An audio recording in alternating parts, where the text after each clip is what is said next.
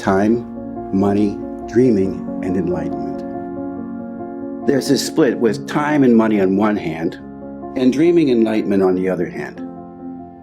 Time and money, of course, has to do with dealing with the needs of the body: food, shelter, clothing, sex, love. On the other hand, we have this other category that's more elusive, more mysterious. People seem to land on either side of that spectrum. How is it that we as human beings lose sight of the big mission? Most of my life, I felt this enormous split, this chasm, because even though I was interested in this, I still had to maintain the body. And it wasn't until I began that journey into the heart, that split began to close up for the first time in my life. And suddenly, the world began to make sense. That's the journey we're going to take.